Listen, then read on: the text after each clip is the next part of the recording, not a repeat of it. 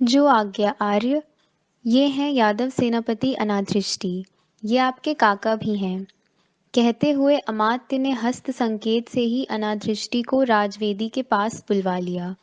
लंबी सी मुखाकृति वाले, दाढ़ीधारी, लंबी नाक वाले, लौह कवच धारण किए अनादृष्टि मेरे सम्मुख आ गए। मैंने उनके चौड़े कंधों को थपथपाया। वे मुझे अभिवादन करने हेतु झुक ही रहे थे कि मैंने उन्हें पकड़कर ऊपर उठाया और पूछा, कैसे संबोधित कर सकता हूँ मैं आपको, सेनापति अनादृष्टि काका? सभी यादव मुझे यादव श्रेष्ठ कहते हैं। आप भी उसी प्रकार संबोधित करेंगे तो मुझे अच्छा लगेगा। सेनापति ने निर्भयता से कहा। काम बड़े साहस का भी है और कोमल भी। कंस की अनत्य क्रिया होने के बाद हमारी मामी कंस पत्नी अस्ति देवी और प्राप्ति देवी को उनके मायके मगध पहुंचाना है। कंस की अनत्य क्रिया समाप्त होने के बाद सशस्त्र अश्वारोहियों सहित आप गिरिव्रज की ओर प्रस्थान करें। अब मैं क्षण भर भी रुक नहीं सकता था। कंस का धनुर्यज्ञ समाप्त हुआ था। इसी क्षण से मेरा जीवन यज्ञ राजयोग आरंभ हो रहा था। उसमें तनिक भी त्रुटि नहीं होनी चाहिए थी। चलिए दाऊ, अब अपने माता पिता के दर्शन करने हैं। कहते हुए मैंने अत्यंत प्रेम से दाऊ का हाथ अपने हाथ में ले लिया। उनका मुझसे जो नया ही नाता मुझे प्रतीत हुआ था, उसे साक्षी रखकर मुझे इस हाथ को अब कभी भी नहीं छोड़ना था। संभवतः उनके मन में भी ऐसा ही कुछ हो। कंस को समाप्त करने के पश्चात धनुर्यज्ञ के प्रांगण से हम निकल पड़े, अपने माता पिता के प्रासाद की ओर, अपने जन्म स्थान की ओर। यद्यपि मैंने और दाऊ ने कोई आदेश नहीं दिया था, विप्रथु, अनाधृष्टि, सात्यकी, अक्रूर, कृतवर्मा, देवभाग, विकद्रु, आहुक, प्रभंजन आदि कई प्रमुख यादव अपने आप ही हमारे पीछे चलने लगे। मेरा जन्म स्थान आ गया। यहाँ के सभी प्रहरी, सेवक और सेविका जिन्होंने राजाज्ञा से मेरे माता पिता पर दृष्टि रखने का काम किया था, कंस के पतन की सूचना मिलते ही पलायन कर गए थे। वह भव्य प्रासाद अब सुनसान पड़ा था, वहाँ कोई भी नहीं था। जिस कक्ष में हमारे माता पिता थे, वहाँ हम पहुँच गए। लौह द्वार पर एक बड़ा सा ताला लटक रहा था। सलाखों के पीछे हमारे थके, व्याकुल, आंखों में प्राण समेटे हुए माता पिता थे। स्थानबद्धता के नाम पर कारागृह में डाले गए। हमारे मर्म स्थल को भेदने वाले उस ताले को किसी एक यादव ने गदा के एक ही प्रहार में तोड़ डाला। भव्य लौह द्वार कर कर करता हुआ खुल गया। कई वर्षों के बाद, कई युगों बाद। मैं और बलदाऊ रूंधे कंठ से अपनी माता के पास गए।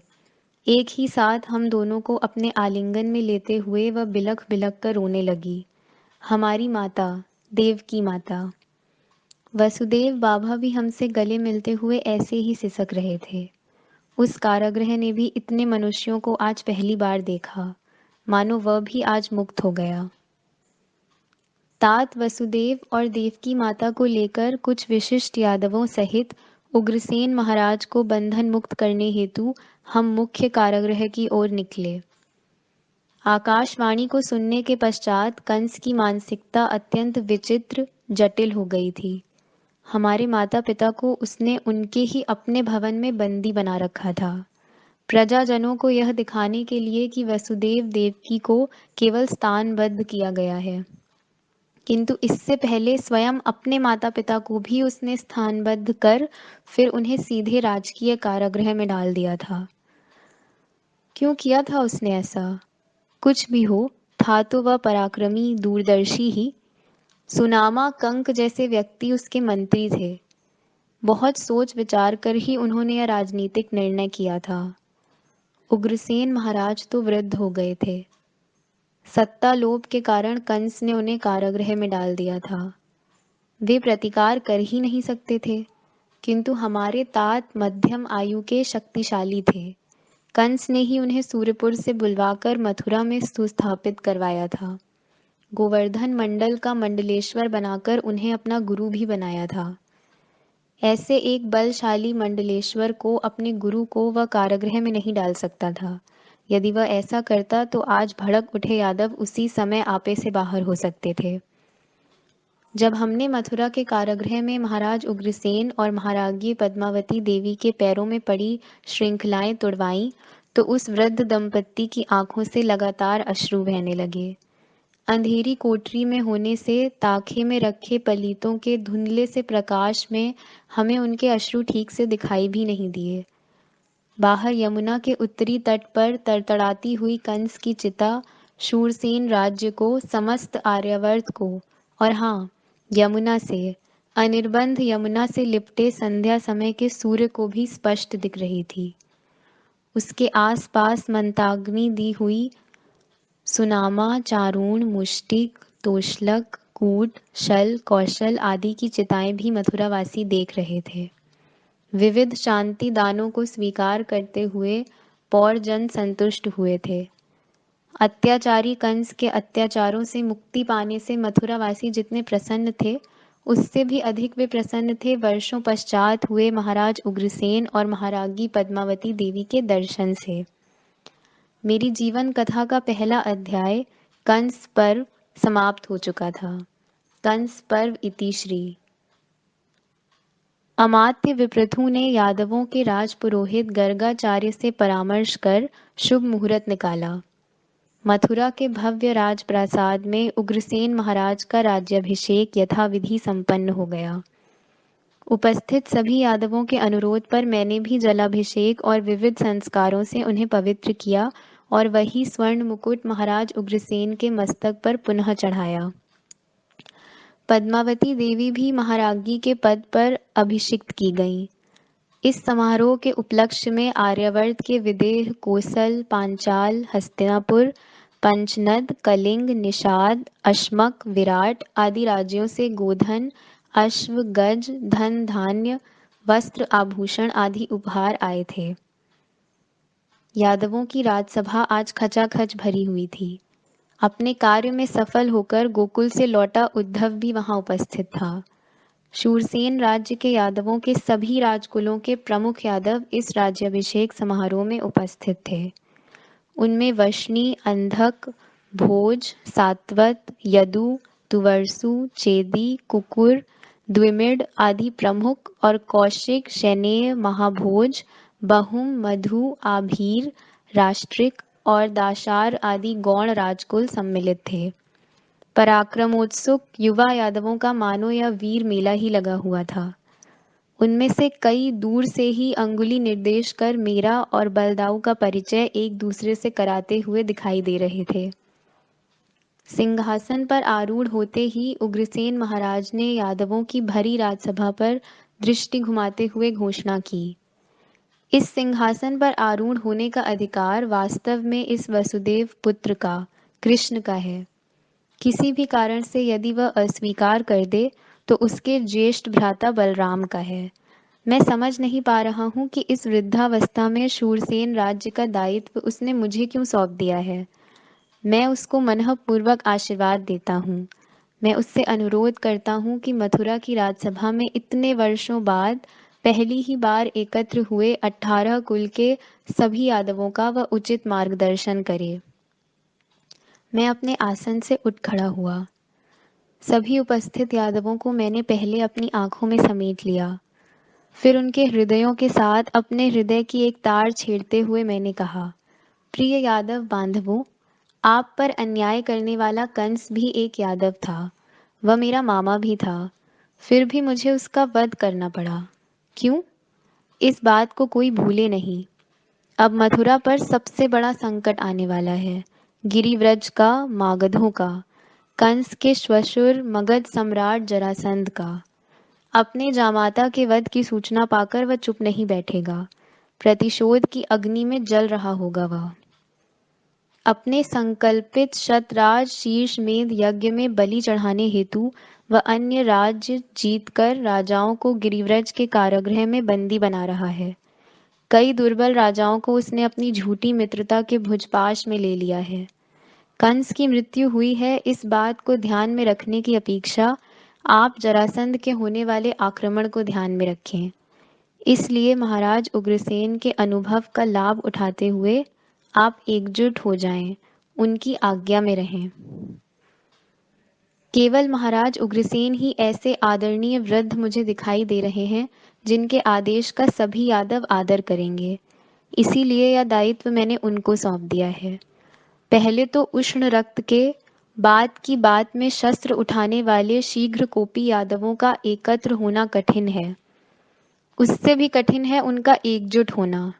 अतः आपकी ओर से आपका नेतृत्व करने का निवेदन मैं अनुभवी महाराज उग्रसेन से करता हूँ। मेरा निर्णय उचित है या अनुचित, यह हमारे राजपुरोहित आपको बताएं। मैंने मुस्कुराते हुए तनिक झुककर गर्ग मुनि की ओर देखा। अपना स्वर्ण सूत्र की किनारी वाला उत्तरीय संभालते हुए वे उठकर बोले, शूरसेन राज्य के समस्त यादव जनों, आपका पुरोहित होने के नाते महाराज और महारागी को मनःपूर्वक आशीर्वाद देते हुए आपको बताना चाहता हूँ। इस वसुदेव पुत्र कृष्ण का गोकुल में उसके जन्म के समय मैंने जो भविष्य फल बताया था, उसका अब मुझे स्पष्ट प्रमाण मिल गया है। इस युवा कृष्ण ने अपने ज्येष्ठ भ्राता बलराम के सहयोग से आप सबके जीवन की एक बहुत बड़ी बाधा दूर की है। यह कृष्ण अर्थात मोहक आकर्षक है। कल वह गोकुल का आकर्षण था, आज मथुरा का है, कल भी रहेगा। वह सर्वत्र सर्वदा ऐसा रहेगा। यादव जनों, मैंने जो भी शास्त्राध्ययन किया है, जो भी साधना ध्यान धारणा निष्ठा पूर्वक की है, उसके आधार पर आज मैं एक अर्थपूर्ण उपाधि का उच्चारण कर रहा हूँ। मुझे विश्वास है आपको भी वह यथार्थ प्रतीत होगी। वेदों से लेकर उपनिषदों तक श्री, यह प्रणव सदृश एकाक्षरी उपाधि सर्वश्रेष्ठ मानी गई है। सर्वश्रेष्ठ नरोत्तम को उचित समय पर उसे प्रदान करना सर्वथा उचित होगा। श्री अर्थात सामर्थ्य, श्री अर्थात सौंदर्य। श्री का अर्थ है अनगिनत संपत्ति, अमोघ बुद्धि, अशरण बुद्धि। श्री के कई अर्थ हैं, असीम यश भी उसका एक अर्थ है। अनेकानेक सद्गुणों की असीम यशदायी संपत्ति क्या आपको इस यौवन संपन्न वसुदेव पुत्र कृष्ण में समाई हुई नहीं दिखाई दे रही है? मुझे तो वह स्पष्ट दिख रही है। क्या इसकी विविध व्यायामों से सुदृढ़ बनी यह सुगढ़ नील देह देखते ही रहने का आपका मन नहीं कह रहा? क्या आज इसके शतकोटि सूर्य समप्रभ मुखमंडल पर विराजित तेज पर आपकी दृष्टि ठहर पा रही है? क्या जीवन भर इसके मुकुट के मोरपंख का एक रंग बनकर रह जाने की इच्छा आपके मन में नहीं हुई? कहिए, इसके भ्रंग वर्णी अथाह नेत्रों की थाह क्या आप कभी पा सकेंगे? कंस वध के पश्चात हो रहे इस धार्मिक राजकीय समारोह के समय सभी यादवों को साक्षी रखकर क्या मथुरा के श्री कृष्ण के रूप में आप इसको सम्मानित नहीं करेंगे? कल राजप्रासाद में मेरे पौरोहित्य में इसका उपनयन संस्कार पूरे विधि विधान से संपन्न किया जाएगा। आपके आद्य कुल पुरुष महाराज यदु से आपके वंश को क्षत्रियत्व लोप का जो दोष लगा है, उसे मैं कल समाप्त कर दूंगा। यथा संस्कार यथा विधि। यह कृष्ण उपनयन के पश्चात विधि युक्त क्षत्रिय बनेगा, कृष्ण से श्री कृष्ण बनेगा। क्या आप सबको यह स्वीकार है? आप सब मुझसे सहमत हैं? गर्ग मुनि की धारदार दृष्टि सभागृह पर दौड़ गई। उनको उत्तर देने के बदले सभी उपस्थित यादवों ने एक सुर में एक मुख से उत्स्फूर्त जयघोष किया।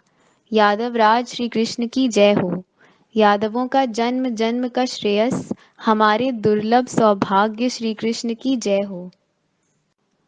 अगले दिन सुमुहूर्त पर गर्ग मुनि के पौरोहित्य में मेरा उपनयन सविधि संपन्न हुआ। उसके निमित्त 8 दिनों तक पूरा मथुरा नगर हर्ष वर्षा में नहाता रहा था। मैं कृष्ण से सर्वमान्य श्री कृष्ण बन गया, लोगों की दृष्टि में क्षत्रिय बन गया, उपनयन होने से द्विज बन गया। किंतु वास्तव में मैं केवल क्षत्रिय था कि द्विज, कि उनसे भी अलग कोई था? क्या मैं गोकुल के गोपालों से एकात्म हुआ, उनको कभी भूल न पाने वाला केवल एक गोप था? नहीं, कदापि नहीं। तो कौन था मैं?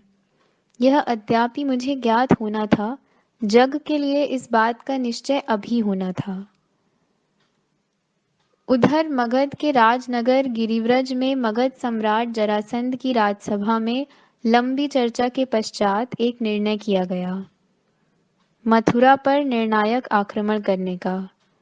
उस सभा में करुष देश के राजा दंतवक्र, सौवीर देश के राजा शैव्य और हाँ, चेदी देश के राजा दमघोष का पुत्र शिशुपाल और विदर्भ के राजा भीष्मक तथा उनके पुत्र रुक्मी ने अपने कुल देवता को साक्षी रखकर जरासंध की पूरी सहायता करने की शपथ ली थी। इनमें से शिशुपाल और दंतवक्र तो मेरे फुफेरे भ्राता ही थे, बुआ श्रुतश्रवा और भूतदेवी के पुत्र। और भीष्मक, आज तो वे जरासंध जैसे प्रबल शत्रु के मित्र थे, कल वे कौन होने वाले थे यह अभी निश्चित होना था। हंस और डिंभक नाम के दो निष्णात मल्ल जरासंध के सेनापति थे। मगध साम्राज्य महाबलाढ्य था, शस्त्रास्त्रों से सज्ज था, संपन्न था। उनकी सामर्थ्य से समस्त आर्यावर्त आतंकित था।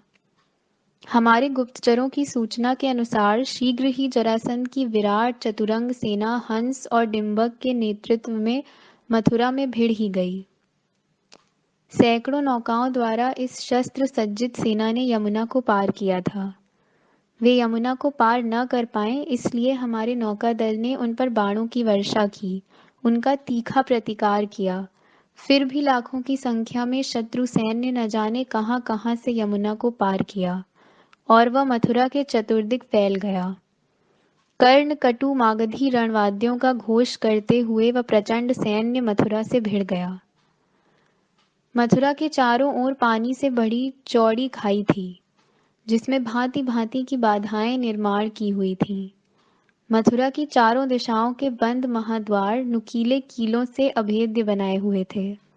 हमारी यादव सेना में अनाधृष्टि, सात्यकी, अवगाह, कृतवर्मा, पृथु, शतद्युम्न, कंक, शिनी, बभ्रू जैसे एक से बढ़कर एक रथी महारथी थे। जरासंध ने खाई को लांघने और मथुरा के पूर्व तथा पश्चिम महाद्वार को प्रचंड हाथियों द्वारा टक्करें दे देकर तुड़वाने के भरसक प्रयास किए। एक दो नहीं, 27 दिन यह घोर युद्ध चलता रहा, किंतु मागधों को अपेक्षित सफलता प्राप्त नहीं हुई। मथुरा के प्राकार के अंदर बाणों द्वारा जलते पलीतों और शताग्नियों द्वारा पाषाण खंडों की वर्षा कर करके मगध सैनिक थक गए। अवसर पा उपद्वारों से निकलकर मागध सैनिकों पर चढ़ाइयां करते करते यादव सैनिक भी श्रांत हो गए। 27वें दिन जरासंध ने शुभ्र पताका सहित अपने राजदूत को मथुरा के पूर्व महाद्वार पर भेजा। मेरे आदेश से उसे अंदर ले आया गया। राजदूत के साथ एक संदेश था, धूर्त और भ्रामक। सेनापति हंस और डिंभक में से किसी के भी साथ कोई भी संबल यादव मल्ल योद्धा निर्णायक मल्ल युद्ध करे, उसी निर्णय को हम अंतिम विजय अथवा पराजय मानेंगे। मल्लयुद्ध के निर्णय पर युद्ध का निर्णय करने का प्रस्ताव था वह। जरासंध के इस दांव को मैंने पहचान लिया। वास्तव में वह मल्लयुद्ध में पराजित हुए यादवों को देखना चाहता था। मल्लयुद्ध के पश्चात उठने वाले कोलाहल में जान पर खेल जाने वाले कुछ सैनिकों को उपद्वार से मथुरा के अंदर घुसाकर उनके द्वारा वह महाद्वार खुलवाना चाहता था। मथुरा की सीमा के अंदर ही वह मथुरा पर युद्ध लादना चाहता था। महाद्वार खुल जाने के पश्चात विराट मागध सेना के आगे यादव सेना टिक नहीं सकती थी। राजदूत का संदेश सुनकर मैंने बलदाऊ की ओर केवल देखा। उन्होंने उठकर इस चुनौती के स्वीकार किए जाने की घोषणा की। मैं उनकी ओर देखकर केवल मुस्कुराया। संदेश के साथ दूत लौट गया। हमने निष्णात मल्लों का चयन किया जिनको दाऊ के साथ भेजना था। मथुरा के महाद्वार के आगे एक विशाल अखाड़े में यह मल्लयुद्ध होना निश्चित किया गया। निश्चित किए गए समय पर कोलाहल करते यादवों और मागधों के घेरे के मध्य दाऊ और डिंभक एक दूसरे से भिड़ गए। समय समय पर स्वयं विप्रथु मुझे मल्लयुद्ध के बारे में सूचना दे जाते थे। इस समय मेरा मागध सैनिकों की निगाह में आना उचित नहीं था। मैंने गुप्तचरों द्वारा मागध सैनिकों में अफवाह फैला दी। अब युद्ध नहीं होगा, मल्लयुद्ध के साथ ही मागध और यादवों के वैमनस्य का अंत होगा। उसे सुनकर मन ही मन निराश हुआ और डिंबक की सफलता पर विश्वास करने वाला हंस मगध लौटने की तैयारी करने लगा। यहाँ अखाड़े में दाऊ और डिंबक दांत पीस पीस कर एक दूसरे पर दांव प्रतिदांव लगाते हुए स्वेद से लथपथ हो गए थे। मलयुद्ध करते हुए स्फीत स्नायुओं वाले वीरश्री से लाल हुए दाऊ यादवों को आज देखने को मिले। वे ऐसे सुंदर दिख रहे थे कि कुदृष्टि लग जाने का भय था। यह थर्रा देने वाला मलयुद्ध देखने के लिए कोलाहल करते यादवों और मागधों ने अखाड़े के आसपास घेरा डाल लिया था। बलदाऊ आज डिंभक को ही नहीं बल्कि अवसर आता तो जरासंध को भी भारी पड़ते। कुछ ही देर में दाऊ ने डिंभक को ऊपर उठाकर धड़ाम से धरती पर पटक दिया। उसके कंठ में अपने प्रिय बाहुकंटक दांव का पाश कस दिया। उसे देखकर दर्शकों ने अब डिंभक समाप्त हो ही गया ऐसा सोचकर आंखें विस्फारित की। उनके श्वास रुद्ध हो गए। यह समाचार विप्रथु ने शीघ्र मुझ तक पहुंचाया। मैंने उनको डिंभक के दाऊ के हाथों मारे जाने की सूचना फैलाने के काम पर लगा दिया। यही समाचार हंस तक पहुंचाने का प्रबंध करने के लिए भी मैंने उनसे कहा। मेरी सूचनाओं को कार्यान्वित करने हेतु विप्रथु चले गए। सात्यकी और अनादृष्टि सहित मैं भी प्राकार के बाहर चला आया। मुझे देखते ही यादव और मागध सैनिकों में एक लहर उठी। वह आ गया, चलो हटो। मलयुद्ध अब अंतिम सिरे पर था। दाऊ अब डिंबक के कंठ में डाले बाहुकंटक का पाश कसे बिना रहने वाले नहीं थे। उनको रोकना केवल मेरे लिए संभव था। इस क्षण वह आवश्यक था। मैं बड़ी क्षिप्रता से अखाड़े में कूद पड़ा। झुककर मैंने उनकी पीठ थपथपाई। उनकी स्वेद से लथपथ रक्तिम गौर पीठ से स्वेद के छींटे उड़े। मैंने कहा, दाऊ, छोड़ दीजिए उसे। यह सत्य है कि प्रतिस्पर्धी का प्राणांत ही द्वंद्व युद्ध का अंत है, किंतु यह मत भूलिए कि विजेता का प्रतिस्पर्धी को अभय देने का अधिकार भी द्वंद्व युद्ध का अंत हो सकता है। जीवा निकाले आंखें फिराते मरणासन्न हुए डिंबक को मैंने संकेत किया, शरण में आओ, अंगूठा उठाकर प्राणदान की याचना करो। प्राण भय से उसने ऐसा ही किया। अंगारे की भांति धधकते दाऊ निराश हो गए। मेरी ओर देखते हुए निरुपाय होकर उन्होंने बाहुकंटक के पाश को ढीला किया। डिंबक के प्राण बच गए। लड़खड़ाता हुआ वह खड़ा हो गया। मागध सैनिक हर्ष से चिल्लाने लगे, मगध सम्राट जरासंध महाराज की जय। उसे सुनकर मुझे हंसी आ गई। डिंभक की मृत्यु का असहनीय कटु समाचार सुनकर हंस ने अपने प्राण प्रिय मित्र की मृत्यु पर आक्रोश करते हुए वक्ष पीटते हुए अपना शरीर यमुना में झोंक दिया, डिंभक के पास जाने हेतु। उसके सैनिकों ने उसे ढूंढने के भरसक प्रयास किए, किंतु वे असफल रहे। उन्होंने लौटकर मागध सेना को सेनापति हंस के यमुना में डूबकर मर जाने की सूचना दी। मलयुद्ध में प्राण दान पाया डिंबक इस समाचार से बौरा गया। वह त्वरित अपने प्राणप्रिय मित्र की खोज में निकला। हंस ने जिस स्थान पर अपना शरीर यमुना को अर्पित किया था, डिंबक भी आक्रोश करते हुए उसी स्थान पर यमुना में कूद गया। यमुना, जिसकी थाह पाना असंभव था। जब मैं यमुना के बारे में सोच रहा था, उसी समय मागधों की चतुरंग सेना ने नौकाओं से यमुना को पार करना आरंभ किया था। अपने 2 युद्ध कुशल सेनापतियों को खोकर पराजित होकर पूरे 27 दिन पश्चात मैंने विप्रथु, सात्यकी और अनादृष्टि से कहा, जरासंध इतना सरल नहीं है, वह अवश्य लौट आएगा। मागधों के इस 27 दिन के आक्रमण में सबसे अधिक हानि पहुंची थी हमारे कृषि क्षेत्र को। मगध के अश्वदल, गज दल, पदाति हमारी कृषि को बड़ी निर्दयता से रौंद गए थे। हमारी सभी प्रकार की सघन फसलें मिट्टी में मिल गई थी। मथुरा के कोठरों में अब जो धान्य भंडार शेष था, वह अत्यंत अपर्याप्त था।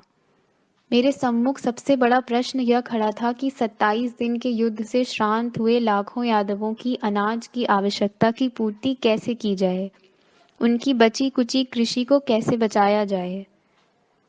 मैंने क्षिप्रता से आदेश दिए। जिन हाथों ने पिछले कई दिन भारी भरकम शस्त्र अस्त्र उठाए थे, उन्हीं हाथों ने अब कृषि कार्य के लिए आवश्यक अकरी, हल, कुदाल, फावड़ा आदि उपकरण उठाए। बलशाली युवकों के दल यमुना तट पर पहुंच गए। उनके अगुआ हम थे, प्रचंड फाल वाला डौलदार संवर्तक हल धारण किए दाऊ और वृषभों के लिए हाथ में सोटा लिए हुए मैं। महाराज यदु और क्रोष्टु के जयघोष में ही मैंने अपने हाथ के सोंटे को नीचे रखा और पीतांबर की काछ कस ली। दाऊ ने भी अपने नीलांबर की काछ कस ली। मैंने झुककर शिव मुहूर्त पर जय ईड़ा देवी गरजते हुए शूरसेन राज्य की धरती पर पहली कुदाल मारी। कुछ ही समय में मेरे माथे के स्वेद की बूंदें मेरे कंठ में झूलती मौक्तिक माला की कौस्तुभ मणि पर टपकने लगीं। मेरे पीछे पीछे दाऊ ने भी हल नीचे रखकर कुदाल उठाई। उनके पीछे पीछे सैकड़ों युवा यादवों के कुदालों के आघात यमुना के पुलिन पर होने लगे। मथुरा के कृषि क्षेत्र तक यमुना जल की एक विशाल कुल्या खुदवाने का जो कार्य पहले कभी नहीं हुआ, वह प्रयास आरंभ हो गया। मध्याह्न तक हमने यमुना को पर्याप्त मात्रा में अपनी ओर मोड़ भी लिया। एक प्रचंड सृजनशील अभियान का आरंभ हुआ था। भोजन का समय होते ही मैंने अपनी वंशी पर सांकेतिक चंचल धुन छेड़ी। एक विशाल वट वृक्ष की घनी छाया में सभी यादव श्रमिकों का कलेवा एकत्रित किया गया। गोकुल में जैसे गोप भोज हुआ करता था, वैसे ही यहाँ यादव भोज तैयार हो गया। वही वातावरण, वही हास परिहास और वही मनमुक्त गपशप भी। दोपहर के विश्राम के पश्चात खुदाई पुनः आरंभ हो गई। संध्या समय तक हमने यमुना के जीवनदायी जल तत्व को सीधे मथुरा के कृषि क्षेत्र तक पहुंचाया। यमुना मानो यादव बन गई। उसने अपने आप को मोड़ लिया, श्री अर्थात संपत्ति, यह प्रमाणित करने हेतु। अपनी प्रिय अनिर्बंध यमुना को हमने अपने लिए कुल्या के बंधन में बांध दिया। अगले दिन जब हम एक विशाल कृषि क्षेत्र पर आ पहुंचे, दाऊ ने अपना बृहत हल कंधे से उतारकर नीचे रख दिया। डौलदार सींगों वाले दो शुभ्र धवल बैलों के पुष्ट कंधों पर जुआ रखकर उन्होंने अपना हल उसमें जोत दिया। मैंने अपने सोंटे से उस जोड़ी में से एक बैल को तनिक कोंचा। मेरी जीवन गाथा के प्राणी और प्रतोद पर्व का आरंभ हुआ। कृषक यादवों के अपने वृषभों द्वारा शूरसेन राज्य की कृषि धरती पर कई हल चलाए जाने लगे, जीवन को उगाने हेतु, खिलाने हेतु। किसी ने अपने साथियों को उत्साहित करने हेतु ललकारी दी। उस संध्या में कंधे पर बृहत हल लिए दाऊ और हाथ में सोटा लिए मैं युवा यादवों के दलों सहित मथुरा के पश्चिम द्वार की ओर लौट आए, गोकुल ही की भांति, गायों के खुरों से उड़ती धूल के साथ। किंतु आज हम गोपाल नहीं थे, कृषक यादव थे। मैंने हंसते हुए दाऊ से पूछा, आज से मैं आपको हलधर कहूं तो आप रुष्ट तो नहीं होंगे दाऊ? संकर्षण तो आप हैं ही, आज हलधर भी बन गए हैं। अवश्य, तुम कुछ भी कहोगे और कुछ भी करोगे, सब मुझे सदैव स्वीकार होगा। तुम तो भली भांति जानते हो, यद्यपि मुझे शीघ्र क्रोध आता है, लेकिन शीघ्र ही वह उतर भी जाता है, दाऊ बोले। मथुरा पर 4 वर्षों में मागधों के 4 आक्रमण हुए। निश्चय पूर्वक हमने उनका प्रतिकार किया। इसी अंतराल में दाऊ के 2 सहोदर भ्राताओं का जन्म हुआ। छोटी माँ के 2 पुत्र हुए। उनके नाम रखे गए गद और सारण। गद सारण से 2 वर्ष बड़ा था। दाऊ ने ही उसका नाम रखा था, अपने प्रिय शस्त्र गदा का स्मरण करा देने वाला। गर्ग मुनि के विविध राज्यों में भेजे गए दूत आवश्यक सूचना प्राप्त कर मथुरा लौट गए। पांचाल राज द्रुपद से प्राप्त हुई सूचना अत्यंत महत्वपूर्ण थी। द्रुपद तात वसुदेव के सुहृद थे। बीच बीच में पांचाल पधारने वाले अवंती के कश्यप कुलोत्पन्न आचार्य सांदीपनी की उन्होंने बड़ी प्रशंसा की थी। सांदीपनी आर्यावर्त में स्थान स्थान पर अपने आश्रम सुस्थापित किए हुए महान ब्रह्म ऋषि।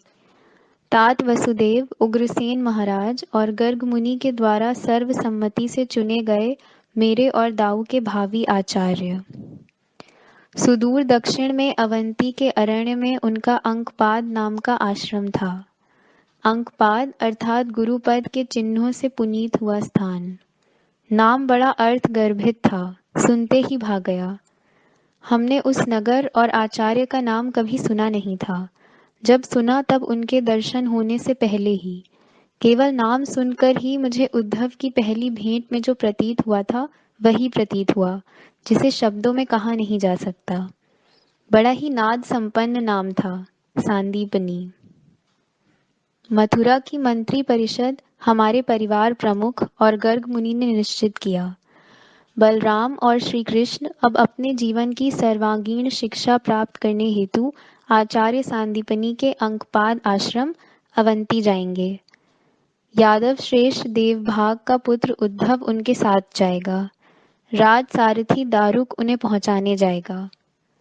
मेरी सूचना के अनुसार अमात्य विपृथु का भेजा सारथी दारुक एक दिन मेरे सम्मुख आ खड़ा हुआ। दारुक, उभरी नाक, पुष्ट शरीर, अत्यंत चपल, सांवला, सजग और एकनिष्ठ नम्र यादव सारथी मेरे सम्मुख वह हाथ जोड़कर अत्यंत नम्रता से खड़ा हुआ। उसके समीप जाकर अपने हाथों से उसके कंधे थामकर उसकी आंखों की गहराई में झांकते हुए मैंने कहा, दारुक, अश्व मेरा सबसे प्रिय प्राणी है। पवन से भी स्पर्धा करने वाली उसकी गति मुझे सर्वाधिक प्रिय है। ऐसे 4-4, 7-7 अश्वों को बड़ी सरलता से नियंत्रित करते हुए मैंने तुमको कई बार देखा है। अतः अश्वों की भांति ही तुम भी मुझे प्रिय हो।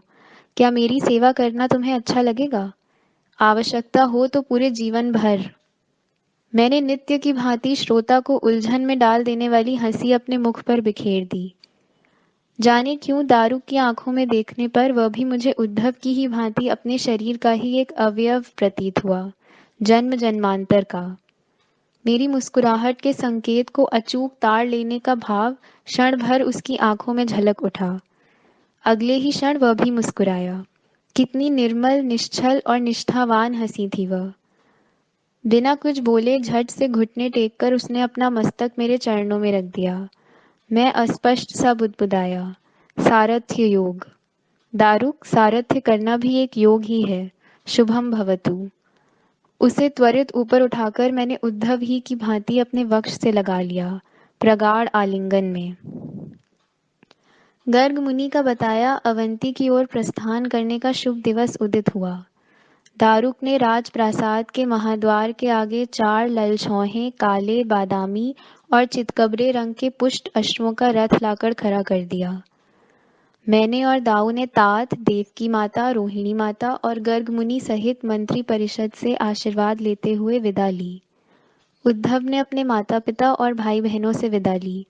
हम सब मथुरा वासियों से विदा लेकर चल पड़े, अवंती की ओर, आचार्य सांदीपनी के अंकपाद आश्रम की ओर। रथ पर आरूढ़ होते ही मैं दारू के कान में बुदबुदाया, मित्र, तुम्हारे अश्व मुझे भा गए, किंतु उनके भिन्न भिन्न रंग नहीं भाए। मेरा आश्रम योग पूर्ण होने के पश्चात मुझे वापस लेने जब आओगे, तब 4 पूरी ऊंचाई के, एक ही वय के, दुग्ध धवल वर्णी, पुष्ट सुलक्षण अश्वों का ही रथ ले आना। क्यों, स्मरण रहेगा ना? शुभ्र धवल और 4 ही अश्वों वाला रथ। अश्वों की घनी पूंछों को प्रतोद से कोंच कर रथ दौड़ाते हुए उसने कहा, कैसे भूल सकता हूँ श्री कृष्ण महाराज, आप जो भी कहेंगे उसे सुनने के लिए और जो भी दिखाएंगे उसे देखने के लिए ही तो मेरा जन्म हुआ है। गोकुल और मथुरा को छोड़कर मेरे जीवन की यह पहली ही इतनी लंबी यात्रा थी। दारुक के रथ सहित भव्य नौकाओं के द्वारा हमने कई नदियों को पार किया। प्रत्येक 15-20 योजनों पर परिवर्तित होते नयनाभिराम प्रकृति परिवेश को मैं बड़ी रुचि के साथ अपनी आंखों में समेटता चला। हमने कई पड़ाव पीछे छोड़े। मेरे और दाऊ के लिए भोजन पकाना, वन से फल चुनकर लाना, किसी अशोक अथवा घने आम्र वृक्ष के नीचे हमारे लिए आस्तरण बिछाना आदि सभी काम उद्धव और दारुक बड़ी आत्मीयता से, तत्परता से किया करते थे। 1 मास के पश्चात हम अवंती अरण्य के पास पहुंचे। घोर, सघन, विविध पशु पक्षियों और प्राणियों से भरा, उनकी ध्वनियों से गूंजता अरण्य। कई नदियों को पार कर अंततः हम विख्यात शिप्रा नदी के तट पर पहुंचे। शिप्रा अर्थात अनिरुद्ध गतिमान, वह मेरे मर्म की एक धरोहर बन गई। वह लंबी चौड़ी थी, स्फटिक शुभ्र जल से संपन्न, विशाल थी, किंतु यमुना की तुलना में वह बहुत ही छोटी थी। अवंती के अरण्य की एक विशेषता मेरे ध्यान में आई। छोटे बड़े सरोवरों से यह अरण्य भरा हुआ था। ये सरोवर भ्रमरों को अपने चारों ओर चक्कर काटने पर विवश करने वाले नील, काशाय, शुभ्र, रक्त वर्ण कमल पुष्पों से भरे हुए थे। वे बड़े ही नयनाभिराम, चित्ताकर्षक दिखाई देते थे। एक भव्य नौका में से अपने रथ सहित हमने शिप्रा को पार किया। अंततः अवंती राज्य के आर्यावर्त में विख्यात आचार्य सांदीपनि के आश्रम की लकड़ी की बाड़ हमें दृष्टिगोचर हुई। मैंने दारुक से रथ रोकने को कहा। रथ में रखी छोटी बड़ी वस्तुओं को हमने रथ से धरती पर उतार लिया। प्रगाढ़ आलिंगन के साथ मैंने दारुक को विदा किया। वहीं से वह लौट गया। अपनी वस्तुओं को कंधे पर पीठ पर उठाकर हम तीनों नंगे पांव चलने लगे। यादवों की मंत्री परिषद, राजप्रासाद, कुलाचार, वैभव, सब कुछ शिप्रा के तट पर छोड़कर केवल आज्ञाकारी आश्रम कुमार बनकर हम तीनों आचार्य के अंकपाद आश्रम के कश्यप नाम के पूर्वी प्रवेश द्वार के आगे खड़े हो गए। अभी अभी सूर्योदय हो रहा था। सारा आश्रम परिवेश स्वर्णिम सूर्य किरणों में प्रकाशित हो उठा था। यह विश्व ही अलग था, ज्ञान योग का, साधना पर्व का। बाड़ के अंदर प्रवेश करने के पूर्व हमने उस पवित्र परिवेश की भूमि को हस्त स्पर्श कर उसे अपने मस्तक से लगाते हुए भक्तिपूर्वक वंदन किया। हमारे स्वागत के लिए आचार्य द्वारा भेजे गए 2 आश्रम कुमारों ने बड़ी आत्मीयता से हमारी अगवानी की। हम आपस में गले मिले। मैंने खड़े खड़े ही आश्रम के परिसर पर दृष्टि दौड़ाई। यह भी तो एक गोकुल ही था, साधना का, ज्ञान का, संस्कारों का गोकुल। यहाँ भी विशाल परिसर को घेरकर सुदृढ़ संरक्षक लकड़ी की बाड़ खड़ी थी। आश्रम के गोधन को हिंस्त्र पशुओं से सुरक्षित रखने हेतु आश्रम कुमारों ने ही बनाई थी वह। आश्रम के मुख्य द्वार के दोनों ओर गोधन के रक्षक श्वानों के लिए श्वान घर बनाए हुए थे। बाड़ के अंदर चारों ओर पर्ण कुटियों की तिहरी पंक्तियां दिख रही थीं। उनके बीच गोधन का चारा रखे हुए काष्ठ मचान थे। बाड़ से सटी हुई पर्ण कुटियों की पंक्ति गुरु सेवा हेतु सदैव आश्रम में रहने वाले आश्रम सेवक बने शिक्षा पूर्ण किए शिष्यों की थी। बीच वाली पंक्ति आश्रम में शिक्षा ले रहे शिष्यों के लिए थी। उन कुटियों में पूर्व दिशा के कलिंग, अंग, बंग, मगध, कामरूप, दक्षिण दिशा के पांड्य, वनवासी, अश्मक, विदर्भ, कोसल, महारट्ट, पश्चिम दिशा के आनर्त, सौराष्ट्र, सौवीर और उत्तर दिशा के पंचनद, काश्मीर, कुरुजांगल, पांचाल, वत्स, चेदी आदि देशों से आए आश्रम कुमार रह रहे थे। बाहर वाली पंक्ति भिन्न भिन्न विषयों में निष्णात उप आचार्यों के लिए थी।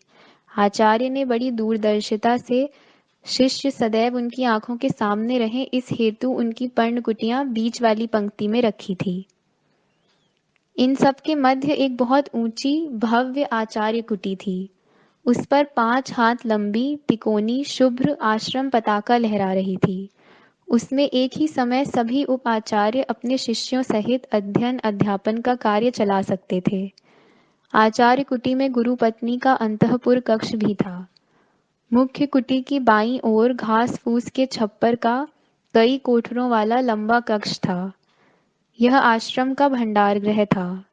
नानाविध धान्य, वस्त्र, शस्त्र, वन औषधियां, ईंधन आदि आश्रम के लिए आवश्यक वस्तुओं से वह भरा हुआ था। दाईं ओर आश्रम के गोष्ठ थे। आचार्य के भेजे आश्रम कुमारों के पीछे हम चलने लगे। बीच में दाऊ, उनकी दाईं ओर मैं और बाईं ओर उद्धव। यादवों के 18 कुलों में से इस आश्रम में आने वाले हम पहले ही वंशणी अंधक कुल के यादव कुमार थे। हमें इतना अच्छा अवसर दिलाने वाले अनदेखे महाराज द्रुपद के प्रति मेरा मन कृतज्ञता से भर गया। दाऊ के साथ मैं चलता रहा, सोचते हुए कि कैसे दिखते होंगे, कैसा व्यवहार करेंगे आचार्य सांदीपनि हमारे साथ। हमारे आश्रम परिसर में पांव रखते ही रक्षक श्वानों ने भूख भूख कर कोलाहल मचा दिया। दृष्टिक्षेप से ही उन पर धाक जमाते हुए मैं धीमे धीमे बुदबुदाया, चुप हो जाओ ग्राम केसरियों, चुप हो जाओ। क्षण भर में ही वे श्वान शांत हो गए।